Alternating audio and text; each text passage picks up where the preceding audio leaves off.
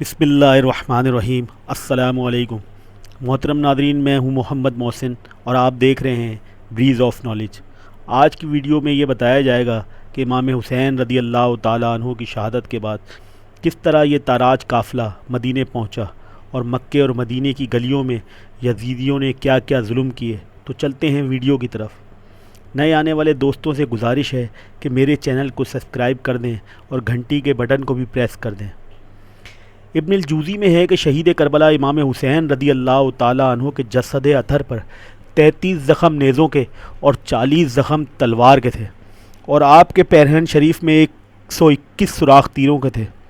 بدبختوں نے اسی پر بس نہیں کیا تھا، بلکہ امام کے جسم پر گھوڑے بھی دوڑائے گئے تھے۔ شہادت کے وقت امام کی عمر 56 سال 5 ماہ اور 5 دن تھی۔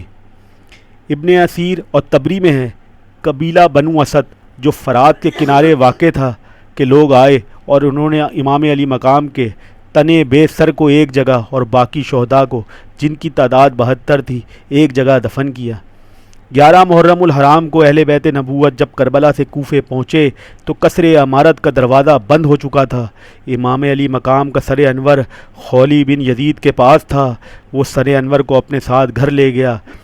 ظالم نے سر انور فرش پر ڈال کر ایک برتن اوپر رکھ دیا اور اپنی بیوی سے بولا، جس کا نام نوارہ تھا، میں تمہارے لیے زمانے بھر کی دولت لایا ہوں، وہ دیکھ حسین بن علی کا گھر تیرے گھر میں پڑا ہے۔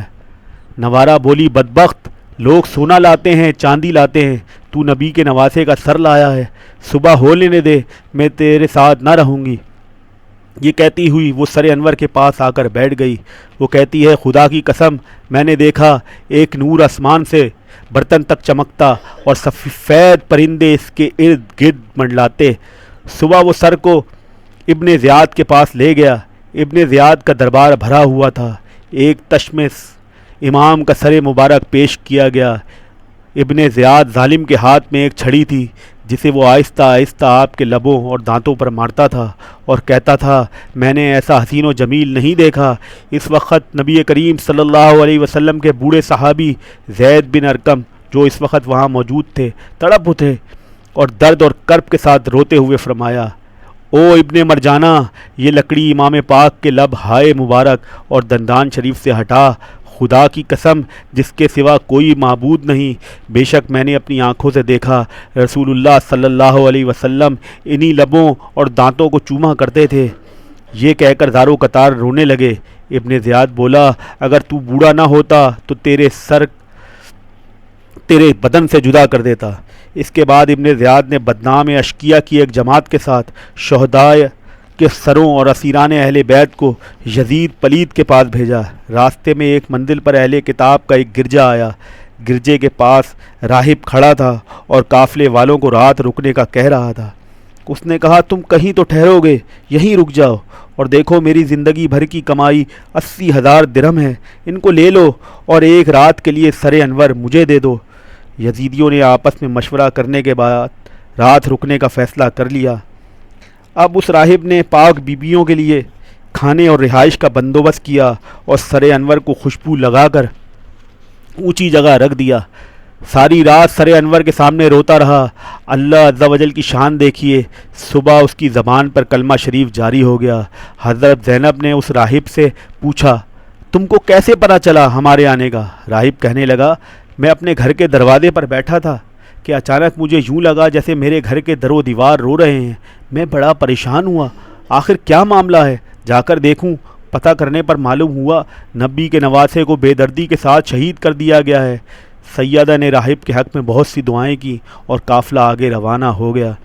امام کا سر انور جب یزید کے پاس پہنچا اور سارا واقعہ کربلا بیان کیا گیا، یہ واقعہ سن کر یزید کی بیوی چادر اوڑھ کر باہر آئی اور کہا، کیا یہ حسین بن علی بن فاطمہ بنت رسول صلی اللہ علیہ وسلم کا سر ہے؟ یزید نے کہا، ہاں، اب تم اس پر رو اور بنت رسول صلی اللہ علیہ وسلم پر سوگ کرو، جسے ابن زیاد نے جلد بازی میں قتل کر دیا، خدا اسے قتل کرے۔ پھر یزید نے دربار لگایا، عوام اور خواص کو اندر آنے کی اجازت دی۔ یزید کے ہاتھ میں بھی ایک چھڑی تھی، جس کو وہ امام حسین کے لب اور دندان مبارک پر مارتا۔ حضرت ابو بزرہ اسلمی رضی اللہ تعالیٰ عنہ نے فرمایا اے یزید تو اپنی چھڑی اس جگہ پہ مار رہا ہے جس جگہ کو میں نے دیکھا کہ رسول اللہ اس کو چوما کرتے تھے۔ بے شک اے یزید کل قیامت کے دن جب تو آئے گا تو تیرا شفیع ابن زیاد ہوگا، اور جب حسین آئیں گے تو ان کا شفیع حضور صلی اللہ علیہ وسلم ہوں گے۔ یہ کہہ کر وہ وہاں سے چلے گئے۔ ملحان بالعمرو فرماتے ہیں اس کے بعد یزید پلید نے حکم دیا کہ سروں کو 3 روز تک دمشق میں پھراؤ اور شہر کے دروازوں پر لٹکاؤ۔ خدا کی قسم جب حضرت حسین کے سر کو نیزے کے اوپر چڑھا کر گلیوں بازاروں میں پھرایا جا رہا تھا تو میں اس وقت دمشق میں تھا۔ میں نے خود دیکھا سر مبارک کے سامنے ایک شخص سورہ کہف پڑھ رہا ہے۔ جب وہ اس آیت پہ پہنچا کیا تو نے نہ جانا کہ بے شک اصحاب کہف اور رقیم ہماری نشانیوں میں سے ایک عجوبہ تھے، تو اللہ تعالیٰ نے سر مبارک کو گویائی دی۔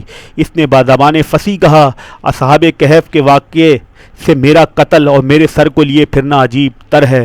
بہرحال دوستو یہ قافلہ دمشق سے حضرت نعمان بن بشیر کے ساتھ مدینہ شریف روانہ ہوا۔ راستے میں کربلا میں سے گزرا۔ قافلہ 20 سفر کو کربلا پہنچا۔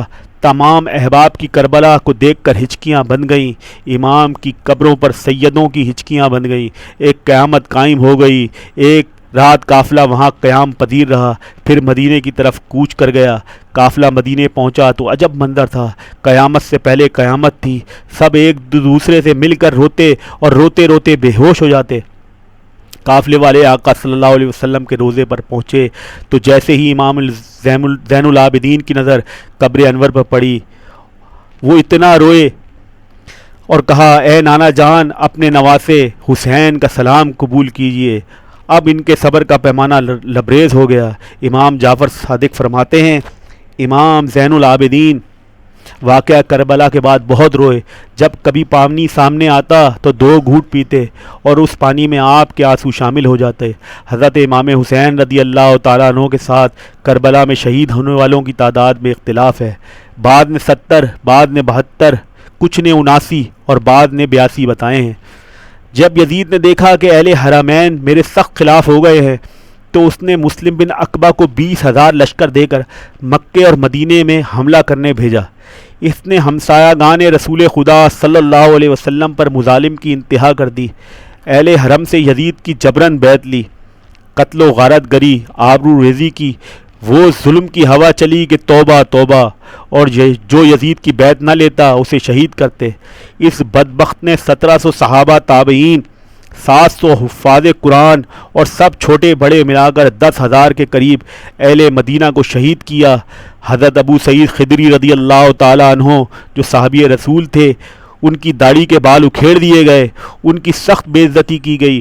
اس فوج نے مسجد نبوی شریف کے ستونوں سے گھوڑے باندھے۔